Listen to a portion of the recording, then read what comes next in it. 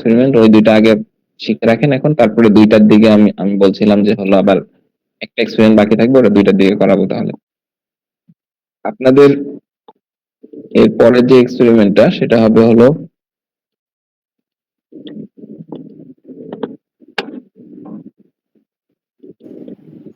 Sir 665 কি attendance দেওয়া হয়েছে? কি নাম? I2 এর সঞ্জিত আক্তার মুন। হ্যাঁ দিয়েছি তো। ওকে।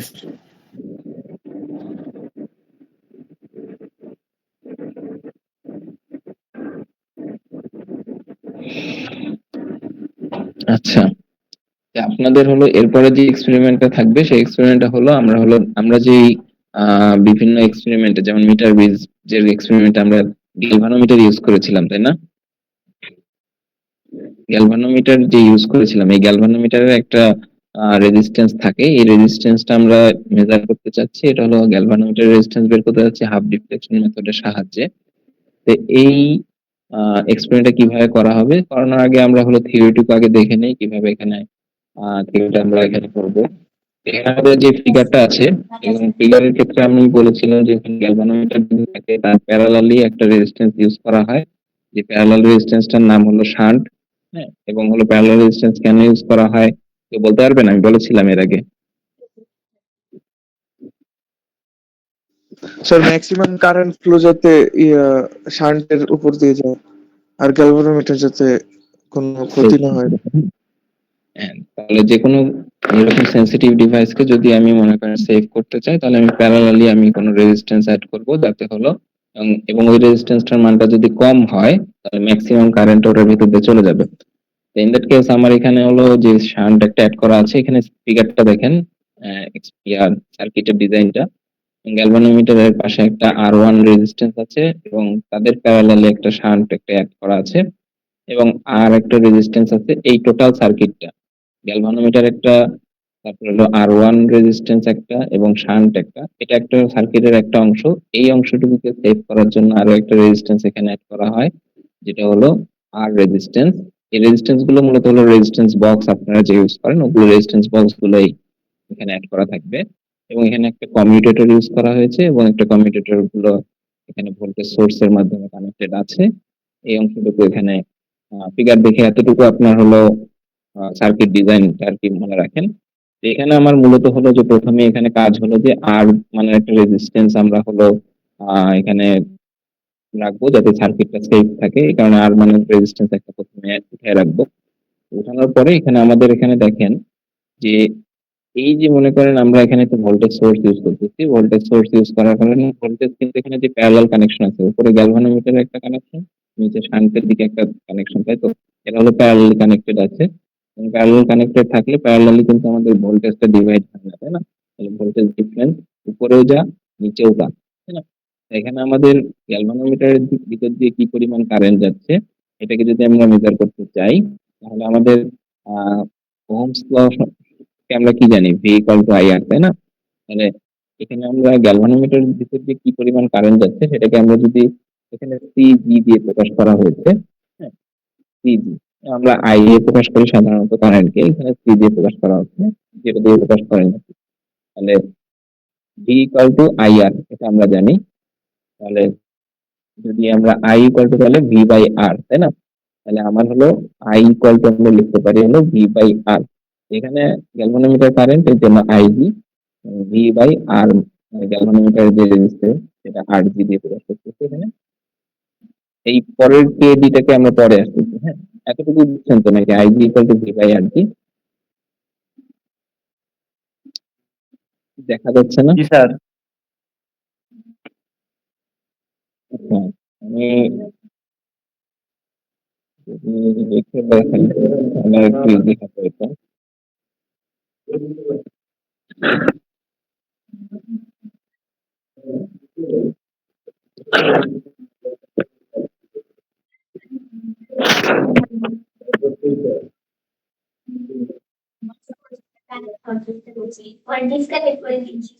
তাহলে এখানে দেখেন যে হলো আমার ওখানে সার্কিটটা কিরকম ছিল, এরকম একটা গ্যালভানোমিটার আছে, রেজিস্ট্যান্স আছে, এখানে একটা রেজিস্ট্যান্স আছে যেটার নাম আমরা বলতেছিলাম হলো শান্ট। এখানে এটা রেজিস্ট্যান্সের নাম বলতেছিলাম হলো R1, এবং এই সার্কিটটাকে সেভ করার জন্য আরো একটা রেজিস্ট্যান্স সিরিজে কানেক্টেড আছে, এবং এটা হলো একটা কমিউটেটর এখানে আছে। কমিউটেটরের এই দুই এন্ডের পাশে, কমিউটেটরের বাকি দুই এন্ড হলো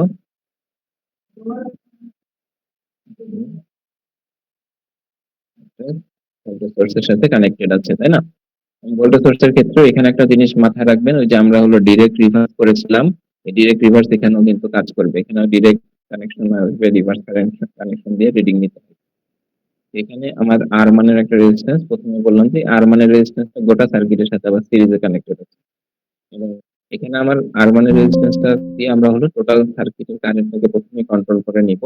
তাহলে কন্ট্রোল করে নেওয়ার পরে আমরা হলো এই যে গ্যালভানোমিটারের ভিতর দিয়েও কারেন্ট যাচ্ছে, শান্টের ভিতর দিয়েও কারেন্ট যাচ্ছে, তাই না? তাহলে প্রথম কাজ হলো আমার গ্যালভানোমিটারের ভিতর দিয়ে কারেন্ট কত যাচ্ছে এটা আমরা ক্যালকুলেট করতে পারছি। আমরা ওহমস ল থেকে আমরা কি জানি? V equal to IR। তাহলে I ইকুয়াল টু লেখা যায় V বাই R। আমাদের এখানে যেই voltage, সেটা হলো ভোল্টেজ ডিফারেন্স, এখানে V। আমরা এখানে গ্যালভানোমিটারের ভিতরে যে কারেন্টটা যাচ্ছে সেটাকে আমরা CG দিয়ে প্রকাশ করতেছি, ইকুয়াল টু হলো V by galvanometer current, CG equal to V by RG। Galvanometer resistance হলো RG, এবং R1 তখন হলো 0, R1 এর মান কোনো নাই। তার মানে এখানে এইটার ভিতর দিয়ে আমার, এটার ভিতর দিয়ে শুধু মনে করেন গ্যালভানোমিটার রেজিস্ট্যান্সটাই আমরা হলো এখানে ইফেক্ট ফেলতে, শুধু গ্যালভানোমিটার রেজিস্ট্যান্স টুকুই আছে। কিন্তু যদি এখানে R1 রেজিস্ট্যান্স টুকু ইফেক্ট ফেলে, তাহলে আমার এখানে যদি আমি R1 এর একটা মান তুলি, তখন কি হবে? CG প্রাইম ইকুয়াল টু হলো V by RG plus R1। তখন R1 রেজিস্ট্যান্সটা এখানে অ্যাড হবে, তাই না? তো এই R1 রেজিস্ট্যান্সটা কেন ইনক্রিজ করব, এখানে এই জিনিসটা আবার হলো এক্সপেরিমেন্ট নেম যেটা আছে সেটার আপনি দেখলেই এখানে বুঝতে পারবেন এক্সপেরিমেন্ট নেমটা কি ছিল। যে আমাদের মূল উদ্দেশ্য হলো resistance of a galvanometer by half deflection method. আমাদের যেই যখন আমরা হলো গ্যালভানোমিটারের ভিতর দিয়ে এরকম কারেন্ট যায়, তখন ওখানে আমরা কিভাবে বুঝি যে এখানে কারেন্ট যাচ্ছে কি যাচ্ছে না?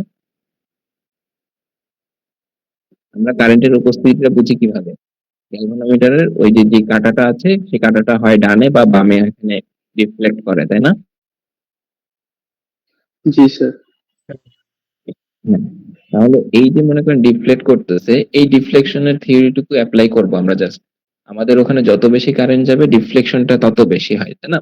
তাহলে কারেন্ট কম কম হওয়ার অর্থ হলো ডিফ্লেকশনটা কম হবে। তা আমাদের প্রথম অবস্থায় যখন এখানে R1 এর কোনো রেজিস্ট্যান্স এখানে ছিল না, সাপোজ মনে করেন এখানে কোনো রেজিস্ট্যান্স নাই, এটা স্ট্রেট লাইন মনে করেন, হ্যাঁ, তখন আমার এখানে শুধু এখানে রেজিস্ট্যান্স কে, শুধু গ্যালভানোমিটারের ভিতর দিয়ে যে রেজিস্ট্যান্সটা, তাই না? তাহলে তখন যে কারেন্টটা যাচ্ছে সিজি, তখন এখানে জাস্ট হলো এই গ্যালভানোমিটারের ভিতর দিয়ে যে রেজিস্ট্যান্স আরজি সেটাই ইফেক্ট ফেলতেছে জাস্ট। হ্যাঁ, যখন R1 এর মান কত, শূন্য প্রথম অবস্থায়, তখন আমার ভিতর দিয়ে গ্যালভানোমিটারের মধ্যে যে, মনে করেন এটা গ্যালভানোমিটারের স্ক্রিনটা আমি এখানে দেখানোর চেষ্টা করতেছি, তখন মনে করেন গ্যালভানোমিটারের কাঁটাটা এইরকম দেখাচ্ছে, এরকম হলো মনে করেন কাঁটাগুলো থাকে না এরকম, এই মাঝখানের অংশে 0 থাকে, এখানে 300 থাকে, মনে আছে? মনে জি পড়ে, স্যার। মনে পড়ে? হ্যাঁ। তো এই অবস্থায় যখন R1 এর মান শূন্য, তখন মনে করেন আমার এটা কাঁটাটা এরকম, এখানে মনে করেন এটা 280-তে আছে সাপোজ। হ্যাঁ, তো 280-তে আমার হলো এটা মনে করেন ডিফ্লেকশনটা দেখাচ্ছে। তা আমার যদি প্রথম অবস্থায়, তার মানে এখানে যেটা ডিফ্লেকশন যত বেশি দেখাবে তত বেশি এখানে পাস হচ্ছে। তার মানে এই ডিফ্লেকশন যত বেশি দিচ্ছে কারেন্ট তত বেশি দিচ্ছে, দ্যাট মিন ডিফ্লেকশনটা কারেন্টের সাথে কি সমানুপাতিক সম্পর্ক।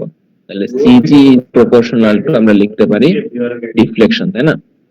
মানে গ্যালভানোমিটারের কারেন্ট যেটা যাচ্ছে সেটা ডিফ্লেকশনের সাথে সমানুপাতিক।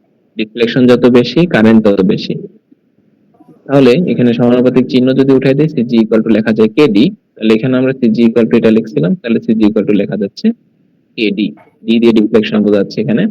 আর এরপরে এখন আমাদের যদি R1 একটা রেজিস্ট্যান্স অ্যাড করি, রেজিস্ট্যান্স বাড়াই দিলাম, রেজিস্ট্যান্স বাড়ানোর অর্থ কি? কারেন্ট কমে যাবে, তাই না?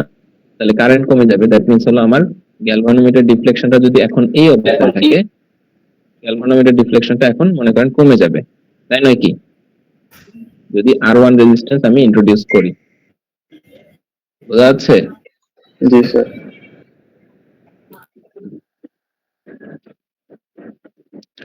তাহলে R1 রেজিস্ট্যান্স ইন্ট্রোডিউস করার ফলে আমার ডিফ্লেকশনটা কমে যাবে। এখন R1 রেজিস্ট্যান্স কোন পর্যন্ত আমরা কমাবো আর কি, মানে ডিফ্লেকশনটা কোন পর্যন্ত কমাবো? যতক্ষণ পর্যন্ত না এই ডিফ্লেকশনটা হাফ হয়ে যায়। দ্যাট মিনস এখন যদি 180 আসে, তাহলে আমরা ততক্ষণ পর্যন্ত না 140 হচ্ছে, ততক্ষণ পর্যন্ত আমরা R1 এর ভ্যালু গুলো চেঞ্জ করে করে দেখবো যে কোন পয়েন্টে আমার হলো ডিফ্লেকশনটা হাফ আসতেছে। বুঝা গেছে? তাহলে এই যে R1 রেজিস্ট্যান্স যখন এড করেছি, তখন আমার ডিফ্লেকশনের মানটা কি হয়ে যাবে? ডিফ্লেকশনের মান D/2, মানে আগে ছিল D, এখন তার অর্ধেক হয়ে যাবে। বুঝা গেছে? এই পর্যন্ত বুঝছেন? Yes sir. আরো কোনো হ্যাঁ, অর্ধেক কেন হলো D/2? অর্ধেক কেন হলো?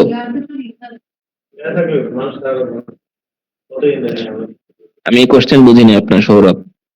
স্যার স্যার D/2 কেন হলো? আচ্ছা, আমাদের এই মেথডটা মূলত হলো হাফ ডিফ্লেকশন মেথডের মাধ্যমে আমরা গ্যালভানোমিটার রেজিস্ট্যান্স বের করতে যাচ্ছি, তাই না? জি স্যার। ডিফ্লেকশনটাকে অর্ধেক করতে হবে। তাহলে আমরা যখন যে নতুন একটা রেজিস্ট্যান্স R1 ইন্ট্রোডিউস করলাম, এখানে রেজিস্ট্যান্স ইন্ট্রোডিউস করা আছে, রেজিস্ট্যান্সটা সিরিজে কানেক্টেড আছে। তাহলে রেজিস্ট্যান্স যদি আমি ইন্ট্রোডিউস করি, তাহলে কারেন্ট তো কমে যাবে, তাই না? সিরিজে যখন কানেক্ট করা হচ্ছে কোনো রেজিস্ট্যান্স, তখন তো কারেন্টের মান তো কমে যাবে। তাহলে কারেন্টের মান কমে যাওয়ার অর্থ হলো ডিফ্লেকশন কমে যাওয়া। তাহলে ডিফ্লেকশনটাকে আমার হাফ করে নিতে হবে। আমার এটা কি বলে, গ্যালভানোমিটার রেজিস্ট্যান্স বের করার এই প্রসিডিউরটাই হলো হাফ ডিফ্লেকশন মেথডটাই হলো হাফ ডিফ্লেকশন মেথড। তার মানে আমার ডিফ্লেকশনটাকে অর্ধেক করে নিতে হবে। তাহলে অর্ধেক হলে আমার সেক্ষেত্রে এখন ডিফ্লেকশনটা যদি আগে ডিফ্লেকশন যদি হয় ডি, মানে যেটা ছিল আমার এখানে নিউমেরিক্যাল হিসেবে আমি বললাম 280 ছিল আগে, তাহলে এখন ডিফ্লেকশনটা হয়ে যাবে 140।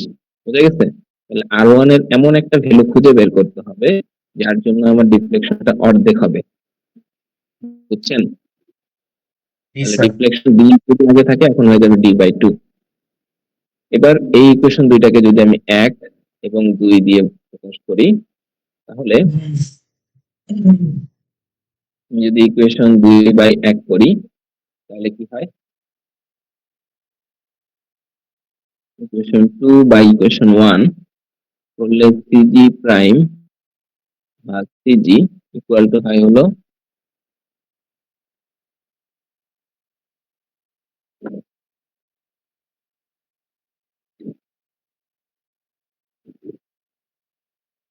সিজি প্রাইম মানে হলো উপরে হলো V by R G plus R1,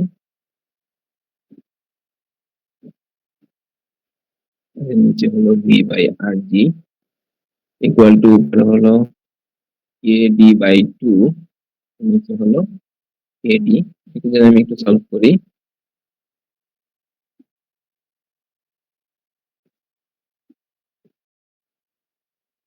CG prime by CG equal to 1 আসবে।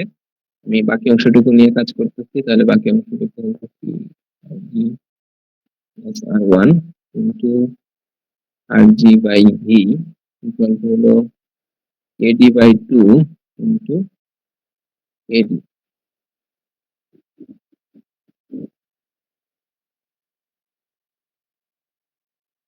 সরি,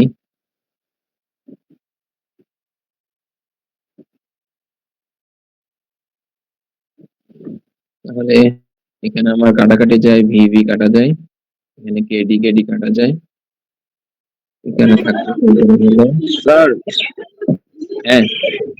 স্যার আমি তো স্যার একটু বাইরে স্যার, আমি কি স্যার লিভ নিতে পারি? অ্যাটেন্ডেন্স তো দিয়ে দিচ্ছেন, চাইলে নিবেন leave। ঠিক আছে।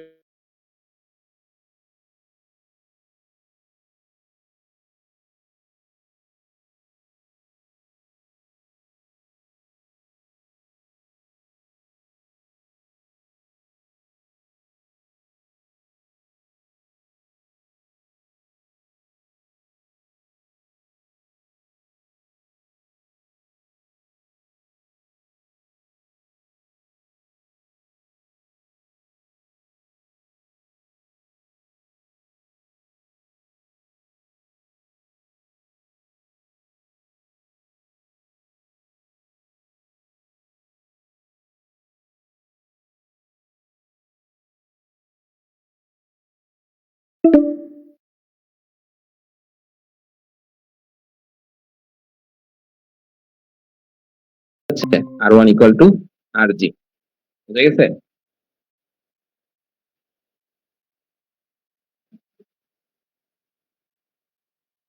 জি স্যার। আচ্ছা, তাহলে এখানে আমাদের এখানে এক্সপেরিমেন্টে কিভাবে করবো একটু দেখেন। আমরা হলো যদি একটু টেবিল টেবিল করে দেখি, একটা জিনিস এখনই বলে রাখি সবাইকেই, হ্যাঁ, আপনাদের H1 H2 যারা আছেন সবার এই অনলাইনে যে থিওরি গুলো পড়াচ্ছি সেগুলো সবগুলোরই ল্যাব রিপোর্ট আপনারা রেডি করে রাখবেন। ল্যাব রিপোর্টে এই টেবিল টেবিল যা আছে সবকিছু রেডি করে রাখবেন। ক্যালকুলেশনের জায়গায় যেখানে যেটা লেখার প্রয়োজন সেগুলো লিখে রাখবেন। জাস্ট ভ্যালুগুলো ফাঁকা রাখবেন। যখন ল্যাব করবেন ভ্যালুগুলো তুলে ওখানে ডিরেক্ট করে আমাদের ল্যাবে জমা দিবেন জাস্ট। বুঝা গেছে? তাহলে বাসায় বসে এই ল্যাব রিপোর্ট গুলো লিখে ফেলেন, যাতে এটা পরে গিয়ে আর হ্যাসেল না হয়। বুঝছেন? জি স্যার। মানে জাস্ট ভ্যালু গুলো ফাঁকা রাখবেন, ওগুলো ল্যাবে এসে বসাবেন করে। তাহলে এখানে একটু দেখেন টেবিলটা। প্রথম টেবিলটা দেখেন, এখানে একটা রিডিং কিভাবে নিয়েছে। এখানে রেজিস্ট্যান্স আর, যেটা ওই যে আমরা বললাম প্রথমে সার্কিটের ভিতরের এই যে এই রেজিস্ট্যান্স দিয়ে আমরা টোটাল সার্কিটের কারেন্টটা কন্ট্রোল করব। এবং এখানে আমরা হলো প্রথমে ডিরেক্ট কারেন্টের জন্য এখানে আর এর একটা মান বসাচ্ছি এবং শান্টের রেজিস্ট্যান্স 0.01 নিচ্ছি। এবং তখন প্রথম অবস্থায় R1 এর মান আমরা বললাম, তো R1 তো ইন্ট্রোডিউস করি নাই প্রথম অবস্থায়, তখন ছিল 0। এবং তখন গ্যালভানোমিটারের ডিফ্লেকশন মনে করেন ওই যে আমি এখানে দেখাইছিলাম একটু আগে 280 দেখাইছিলাম, তাই না? এই যে 280, হ্যাঁ, যখন হলো R1 এর মান যখন 0 তখন গ্যালভানোমিটার ডিফ্লেকশন 280, এবং R1 এর যখন একটা কোনো মান হবে তখন গ্যালভানোমিটার ডিফ্লেকশন অর্ধেক হয়ে যাবে। এটা আমরা দেখেছিলাম যে হলো এখানে এই যে অর্ধেক হয়ে গেছে, এখানে দেখাচ্ছে 30, তার অর্ধেক হয়ে গেছে 15, যখন হলো R1 এর একটা মান ইন্ট্রোডিউস করছে 120। বুঝে গেছে? তাহলে আমাদের হলো R1 ইকুয়াল টু যেহেতু RG, তাহলে R1 এর এই যে মান হলো 120, এটাই হলো আমার RG। বুঝে গেছে? এটা এখানে লিখতে হবে। এইভাবে আমরা হলো ডিরেক্টের জন্য করব, দেন রিভার্স করব। এটা একটা অবজারভেশন হলো। সেকেন্ড অবজারভেশনে আমরা হলো শান্টের মান চেঞ্জ করব আরেকটা। তাহলে আরেকটা মান পয়েন্ট মনে করেন 01 এখানে আছে, তাহলে এরপরে পয়েন্ট 0.01 এখানে কেন 0.1 আছে, 0.01 এর তো কোনো মান আমাদের কাছে নাই আমাদের ল্যাব গুলোতে। তাহলে 0.1 হলো, তারপর 0.2, 0.3, এইভাবে আমাদের শান্তের বিভিন্ন মান চেঞ্জ করব। এবং মান চেঞ্জ করে তারপরে হলো আমরা এখানে এই R1 এর বিভিন্ন ভ্যালু পাবো, RG এর ভ্যালু পাবো, তারপরে এগুলো সবগুলোর মিন ভ্যালু একটা বের করে আমার গ্যালভানোমিটার রেজিস্ট্যান্সটা বের করতে পারবো। বুঝে গেছে? এতটুকু ছিল আপনাদের হলো এই এক্সপেরিমেন্টারি মোটামুটি থিওরি এবং প্রসিডিউর। বাকিটুকু তো ল্যাবে হাতে কলমে করতে হবে, বাট যতটুকু এখানে দেখানো পসিবল আর কি ততটুকু দেখালাম। কারো কোনো কোশ্চেন থাকলে বলতে পারেন। স্যার যেদিন ল্যাব হবে ওই দিন একটু এই ডেটা গুলো একটু বুঝাই দেন, মানে কোনটা কিভাবে ইনপুট দেবো। ওই দিন তো আরেকবার বলবো, বাট এখন একটু দেখে রাখেন যাতে তখন অল্প কিছু কথাতে আপনারা বুঝে ফেলতে পারেন। জি স্যার, থিওরিটা বুঝছি, খালি ডেটা এন্ট্রিটা নিয়ে সমস্যা হইতে হ্যাঁ, পারে। এটা তো obviously। আচ্ছা, এতটুকু যদি শেষ হয়ে যায়, কারো কোনো কোশ্চেন না থাকে, তাহলে আমি নেক্সট ল্যাব যেটা আছে সেটাতে আগাই। স্যার আমার অ্যাটেন্ডেন্সটা এটা এত ইম্পর্টেন্ট?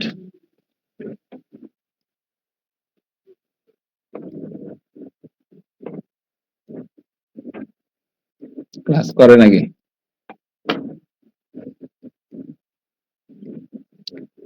আচ্ছা,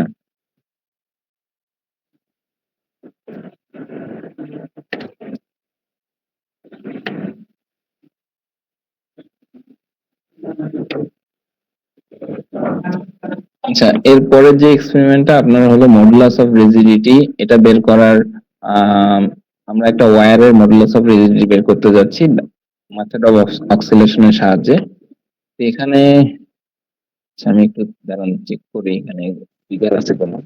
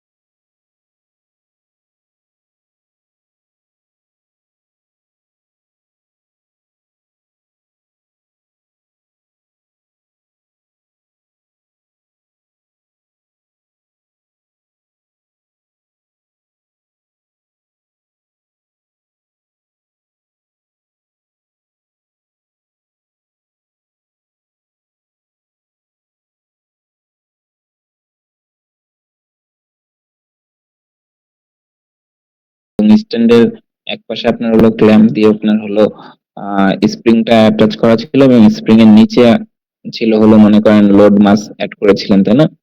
সেম ওয়েতে মানে এখানে মনে করেন এখানে সেম ওয়েতে এরকম এখানে আমার হলো স্প্রিং যেখানে ছিল ওই স্প্রিং এর জায়গায় একটা লং ওয়্যার থাকবে এবং ওয়্যারের নিচে একটা সিলিন্ডার অ্যাড করা থাকবে। বুঝা গেছে? তো এটা হলো এক্সপেরিমেন্টাল সেটআপটা এরকম। এই যে ভিতরে এই লম্বা যে ওয়্যারটা এখানে এ বি যেটা দেখা যাচ্ছে এখানে, এই এ বি ওয়্যারের আমরা হলো মডুলাস অফ রিজিডিটি বের করতে যাচ্ছি। মডুলাস অফ রিজিডিটির বাংলা কি এটা? আমি তো ভুলে গেছি। আপনারা স্থিতিস্থাপকতার এটা পড়েছেন না? এই চ্যাপ্টারটা পড়েছিলেন স্থিতিস্থাপকতা? ভুলে গেছি স্যার। জি স্যার। জি স্যার। জি স্যার। আচ্ছা এখানে হলো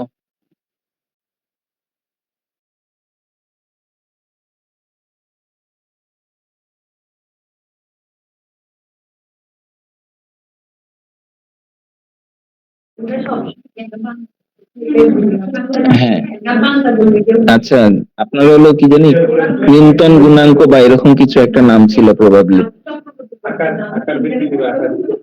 দৈর্ঘ্য বিকৃতি, দৈর্ঘ্য পীড়ন, তারপর হলো আয়তন বিকৃতি, পীড়ন বিকৃতি। পীড়ন এবং বিকৃতির অনুপাত হচ্ছে কি জানি একটা ধ্রুবক সংখ্যা হয় না? জি স্যার, Yes, ওই sir. যে স্থিতিস্থাপক গুণাঙ্ক প্রবাবলি। Yes, sir. স্থিতিস্থাপক গুণাঙ্ক 3 রকমের ছিল।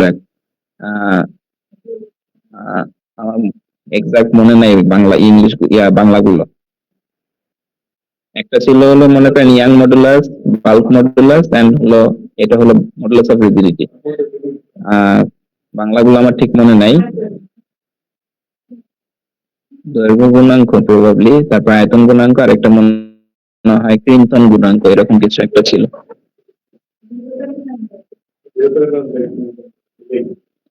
স্যার ইয়াং মডুল দৈর্ঘ্যের পরিবর্তন, আয়তনের পরিবর্তন আর আকারের পরিবর্তন। হ্যাঁ তিনটা ছিল না?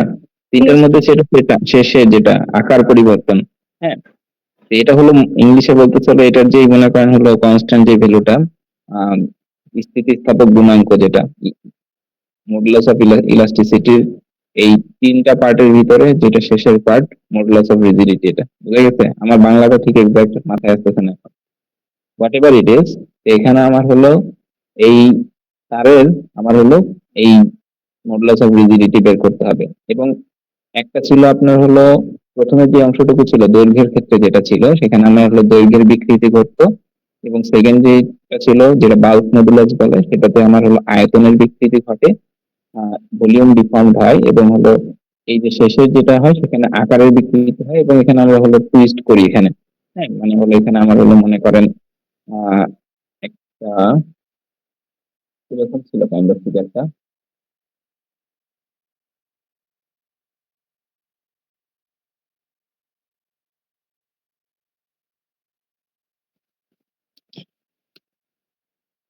এটা যদি নর্মাল আকার হয় এবং একে ডিফর্ম করার পরে সে হলো মানে আমার নিচের একটা অংশ ফিক্স রেখে আমি একটা নির্দিষ্ট হালকা অ্যাঙ্গেলে এটা হলো ডিফর্ম করা হয়।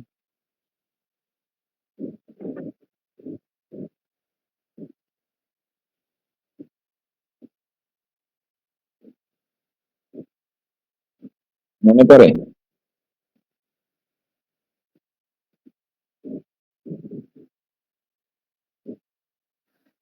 ইয়েস এটা স্যার, কি একটু মনে প্রকাশ পড়ে। করা হয়? এটা হলো স্ট্রেস বাই স্ট্রেন মানে পীড়ন বাই বিকৃতি। পীড়ন সমান সমান আমরা জানি হলো এফ বাই এ এবং বিকৃতি সমান সমান জানি আমরা কি দৈর্ঘ্য বিকৃতির ক্ষেত্রে হলো এল বাই এল ছিল, ডেল বাই এল। ভি ছিল। হ্যাঁ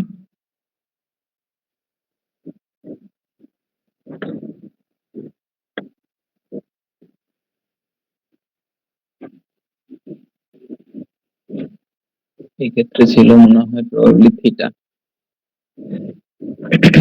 জি স্যার, জি স্যার, ওই স্যার। তাহলে এখানে ছিল আমার হলো এফ বাই এ থিটা এরকম কিছু একটা।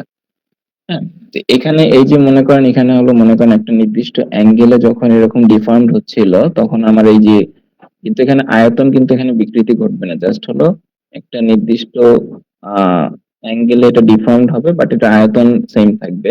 তো এই অবস্থায় যে ডিফর্মেশনের যেই কনস্ট্যান্ট ভ্যালু যেটা, সেটার নাম হলো এখানে মডুলাস অফ রিজিডিটি, যেটাকে আমরা হলো এটা দিয়ে প্রকাশ করি।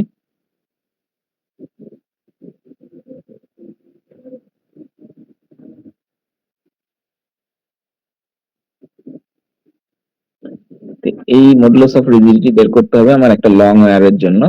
লং ওয়্যারকে আমার হলো এখানে লং ওয়্যারের নিচে একটা হলো সিলিন্ডার থাকে, এবং সিলিন্ডার যদি থাকে এই লং ওয়্যারটা অ্যাটাচ করা থাকে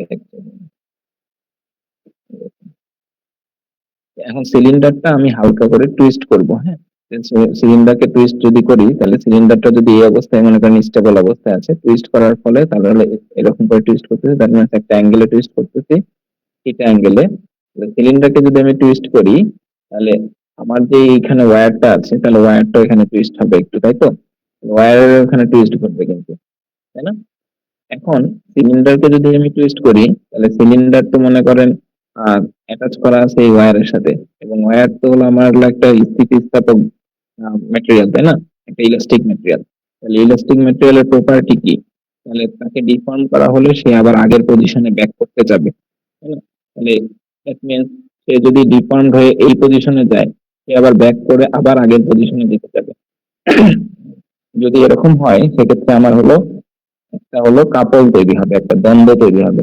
তাহলে মনে করেন একবার এদিকে যাবে এবং তার ইলাস্টিক প্রপার্টির কারণে সে আবার আগের পজিশনে ব্যাক করতে যাবে, এবং আগের পজিশনে ব্যাক করতে গেলে তখন এখানে একটা কি এরকম দ্বন্দ্ব তৈরি হবে। দ্বন্দ্ব মানে হলো মানে অপোজিট দিক দিয়ে যদি আমার মনে হয় দুইটা ফোর্স এখানে কাজ করে তখন এগুলোকে বলতে হলো কাপল। এবং এখানে এটা যদি হয় তখন এখানে কি একটা অক্সিলেশন ক্রিয়েট হবে, তাই না? এবং অক্সিলেশন যদি ক্রিয়েট হয় তখন আমরা একটা টাইম পিরিয়ড পাবো, এবং টাইম পিরিয়ড ইকুয়ালটা আমরা লিখতে পারি হলো 2 pi root over I by C, যেটা আমাদের কাইন্ড অফ এই ইকুয়েশনটার মতো, যেটা হলো আমরা স্ক্রিনে করেছিলাম কি equal to 2 pi root over N by K. আচ্ছা, এখানে আই বলতে এখানে মোমেন্ট অফ ইনার্শিয়া, এই যে এই সিলিন্ডারের যে মোমেন্ট অফ ইনার্শিয়া আছে সেটা হলো এখানে আই, এবং সি একটা কনস্ট্যান্ট ভ্যালু, সি এর একটা ভ্যালু আছে, সি এর ভ্যালু হলো এখানে হলো theta pi R to the power 4 by 2l।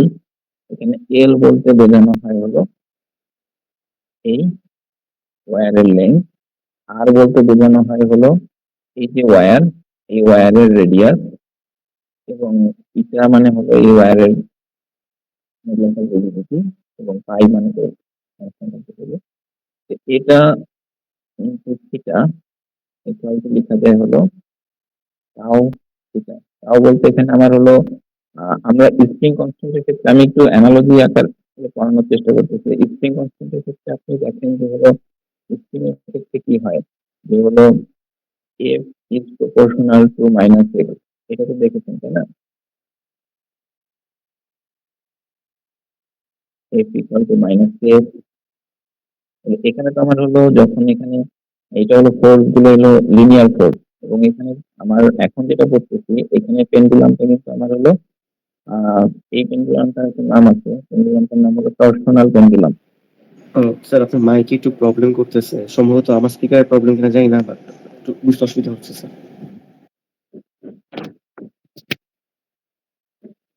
এখন শোনা যায়? স্যার এখন ক্লিয়ারলি শোনা এখন ক্লিয়ার স্যার। আচ্ছা, আমাদের এখানকার যে পেন্ডুলামটা ইউজ করতেছি সেই পেন্ডুলামটার নাম হলো টর্সনাল পেন্ডুলাম।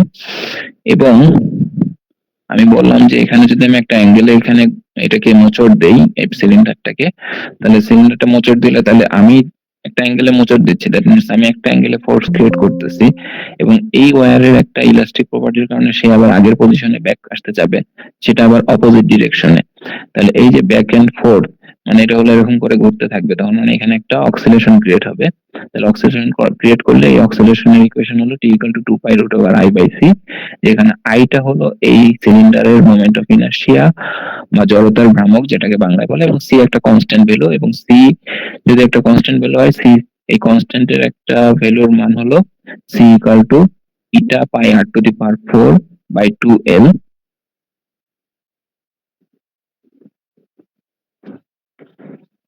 এটা ভুল লিখেছি এখানে একটা,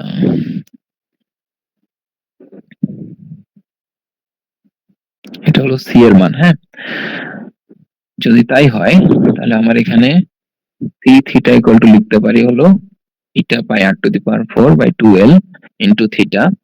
এখন যদি আমি এখানে, আচ্ছা এখানে একটা আপনাদের মনে কোশ্চেন থাকতে পারে এই ইকুয়েশনটা কিভাবে আসলো।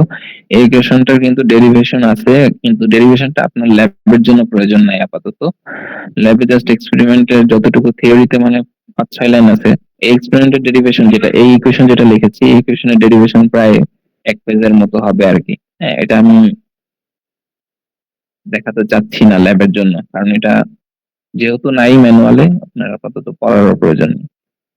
ম্যানুয়ালে যতটুকু আছে ততটুকুই দেখাই।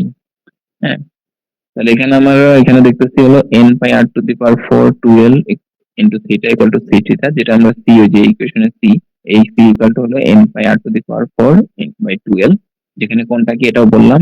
r মানে হলো যে ওয়্যারটা আছে, লম্বা যে ওয়্যারটা আছে সেই ওয়্যারের রেডিয়াস, l মানে হলো এখানকার হলো ওয়্যারের যে লেংথ সেটা, এবং এগুলো যদি আমি ভ্যালু গুলো বসাই দেই t equal to 2 pi root over i by c, এবং দুই পাশে আমি যদি এটাকে স্কয়ার করে দেই তাহলে স্কয়ার করলে আসতেছে কি এই 2 নাম্বার ইকুয়েশনকে, তাহলে t square equal to 4 pi square i by c, এখানে ভুল লিখতে, এটা i হবে এটা। হ্যাঁ,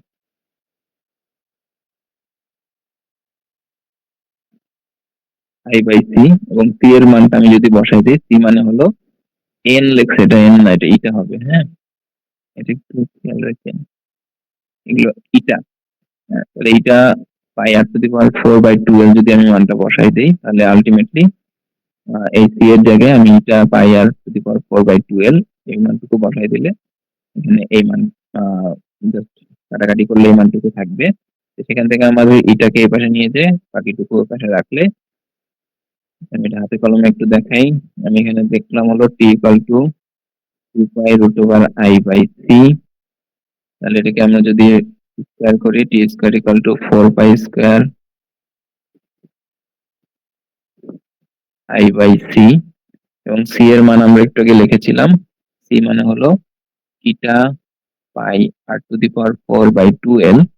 এই মানটুকু যদি আমি বসাই তাহলে 4 পাই স্কয়ার তার মধ্যে আছে, i এর মধ্যে আছে, এবং c এর মান হলো eta pi R to the power 4 by 2l। এটাকে উল্টাই দিই তাহলে উপরে হলো থাকতেছে হলো 4 pi square i into 2l ভাগ হলো eta pi R to the power 4।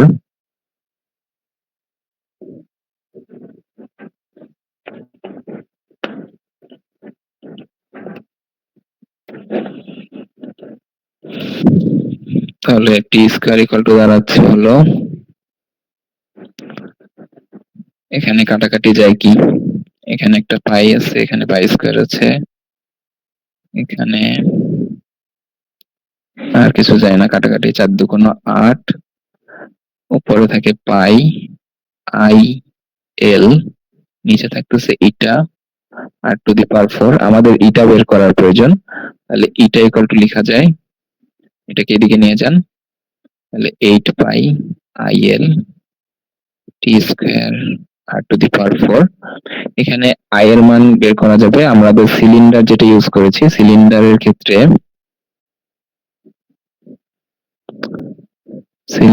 ক্ষেত্রে আমার আই এর মান হলো হাফ এম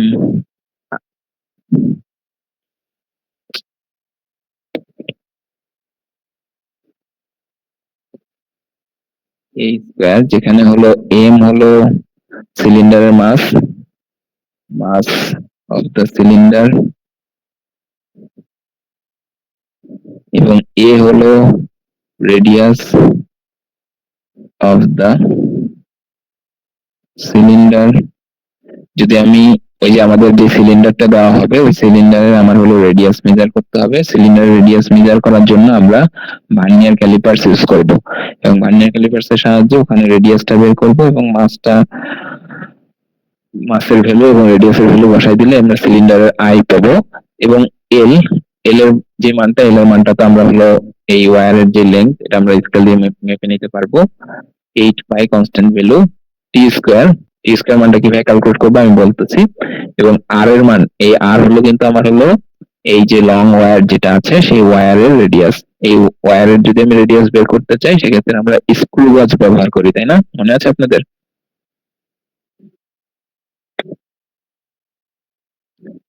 আছেন কেউ নাকি সবাই গেছেন? জি স্যার মনে আছে। আমাদের কি আজকে আর ক্লাস ছিল? না জি স্যার। স্যার। স্যার স্যার ছিল, আবার সামনে আছে আরেকটা। আচ্ছা, তাহলে এখানে আমাদের টি এর মানটা কিভাবে বের করবো এটা একটু বলি। যে আমাদের এক্সপেরিমেন্টাল সেটআপটা কিরকম থাকে, যেরকম একটা স্ট্যান্ড থাকবে এবং স্ট্যান্ডের এই পাশে হলো আমার এখানে হলো একটা লম্বা তার থাকবে এবং তারের এই মাথায় হলো একটা সিলিন্ডার ঝোলানো থাকবে, ঠিক আছে? এখন সিলিন্ডারটাকে আমি যখন টুইস্ট করব একবারে 180 ডিগ্রিতে, হ্যাঁ 180 ডিগ্রিতে যখন টুইস্ট করে আমি ছেড়ে দিব, ছেড়ে দিলে কি হবে, এই যে তারের ইলাস্টিক প্রপার্টির কারণে সে আবার কিন্তু ব্যাক করবে, তাই না? ব্যাক করবে তো, তাই না? তাহলে একটা পূর্ণ কম্পন কখন হবে, যে আমি যে পয়েন্ট থেকে ছেড়ে দিলাম সে আবার একবার এই পাশে যাবে আবার ওই পয়েন্টে যাবে, তাই না? একটা পূর্ণ কম্পন হবে তখন যে পয়েন্টে সে যাত্রা শুরু করেছিল আবার যদি সেই পয়েন্টে ব্যাক করে তখন হলো একটা পূর্ণ কম্পন সম্পন্ন হবে। একটা পূর্ণ কম্পন সম্পন্ন হইতে যে সময়টুকু লাগে সেটাকে আমরা বলি হলো টাইম পিরিয়ড, তাই না? তো এইভাবে আমরা 10টা আমরা হলো পূর্ণ কম্পন কি বলে কতক্ষণ সময় লাগতেছে 10টা পূর্ণ কম্পন হতে, তাহলে 10টা পূর্ণ কম্পনের জন্য আমরা 10টা টাইম পিরিয়ড পাবো। তাহলে একটার জন্য আমরা 10 দিয়ে ভাগ করলে তাহলে একটা টাইম পিরিয়ডটা আমরা ইজিলি বের করতে পারবো ওখান থেকে, বুঝা গেছে? তো এইভাবে টাইম পিরিয়ডের মানটা এইভাবে বের করা যাবে। আপনারা যদি টেবিলটা দেখেন, টেবিলটা দেখলেই বুঝবেন। টেবিলের ক্ষেত্রে 3টা টেবিল আছে। 3টা টেবিল কি জন্য? এখানে প্রথমে হলো যে ওয়্যারটা ইউজ করতেছি সেই ওয়্যারের রেডিয়াস বের করতে হবে। তাহলে ওয়্যারের রেডিয়াস বের করার জন্য আমরা স্ক্রু গজ ব্যবহার করি। স্ক্রু গজের ক্ষেত্রে লিনিয়ার স্কেল থাকে, সার্কুলার স্কেল থাকে, লিস্ট কাউন্ট এগুলো থাকে। আপনারা এই ল্যাবটা মানে করার জন্য আগে এই জিনিসগুলো কিভাবে কি করে এটা একটু দেখে আসবেন আগে, বুঝা গেছে? নেক্সট ল্যাবের দিন তাহলে আপনাদের ওই যে ল্যাবে এসে এই হ্যাসেলটুকু পোহাতে হবে না। নেক্সট দিন কিন্তু একই সাথে এই দুইটা ল্যাবই করানো হবে, বোঝা গেছে? H1 এবং I1 এর যারা আছেন বুঝতে পারতেছেন? H1 এবং I1 আপনাদের কিন্তু ওই দিন কিন্তু দুইটা ল্যাবই করা হবে। এখন কিন্তু ল্যাবের টাইম আবার 3 ঘন্টা হবে ঈদের পরে। তো ওটা মাথায় রেখে দুইটা ল্যাবের জন্যই আপনারা যতটুকু পাওয়ার দরকার ওগুলো পড়ে আসবেন এবং ল্যাব রিপোর্ট গুলো রেডি করে নিয়ে আসবেন একবারে, ওই দিনই যাতে জমা দিয়ে দিতে পারেন, বুঝছেন? জি স্যার। আচ্ছা, ওই দিনই কিন্তু আমি জমা নিব। স্যার অ্যাটেন্ডেন্সটা দিতে পারি না স্যার, একটু লেটে আমার চলে অ্যাটেন্ডেন্সটা ক্লাস কি শেষ?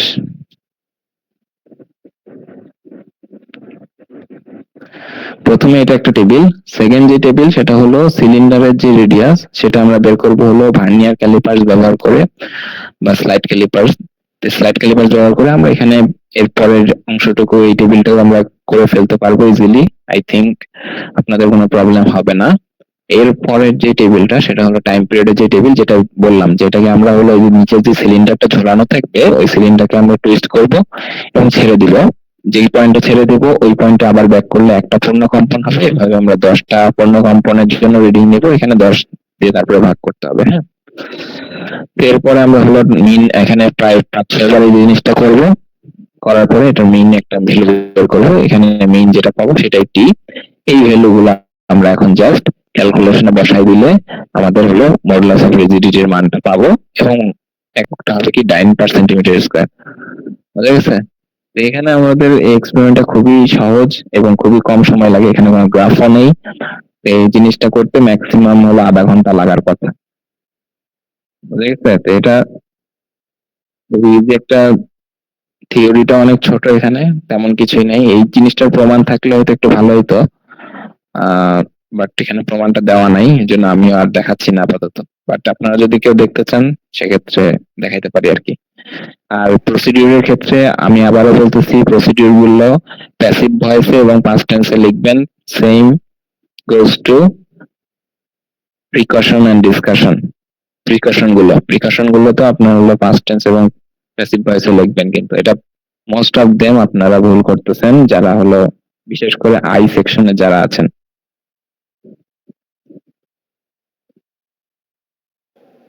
স্যার হুম। স্যার তাহলে স্যার আমার নেক্সট দিন ল্যাব ক্লাসের জন্য স্যার আজকে যে দুটো ল্যাব হলো সেটা ল্যাব রিপোর্ট রেডি করে নিয়ে আসবো, ক্যালকুলেশন আর টেবিল বাদে, এবং মানে ল্যাবে যে ভ্যালুটা আসবে সেখান থেকেই টেবিলটা ফিল আপ করবো আর কি ল্যাব রিপোর্টে। টেবিল সবকিছু রেডি করে নিয়ে আসবেন একেবারে যেভাবে আছে ম্যানুয়ালে, এবং হলো জাস্ট হলো ওখানে জাস্ট ভ্যালু গুলো ইনপুট করবেন জাস্ট ল্যাবে গিয়ে। স্যার ওই ল্যাব রিপোর্টটা আমরা কবে জমা দেবো? ওই দিনই জমা দিতে হবে? হ্যাঁ, ওই দিনই।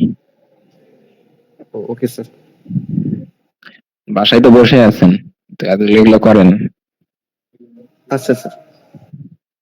এটা করতে বেশিক্ষণ লাগবে না। আপনাদের যাদের এই দুইটা ল্যাব খুব ছোট, মাত্র 4 পেজ। এর আগেরটা মনে হয় এরকমই 3 পেজ। এখানে বোঝা গেছে? জি স্যার। এগুলো লিখতে বেশিক্ষণ সময় লাগবে না, ম্যাক্সিমাম 1 ঘন্টা লাগবে দুইটা লিখতে। তো একটু 1 ঘন্টা সময় বের করে একটু লিখিয়েন। আচ্ছা, আজকে এ পর্যন্তই। আর অ্যাটেন্ডেন্স কাদের বাকি আছে এখন একটু বলেন তাহলে। স্যার 909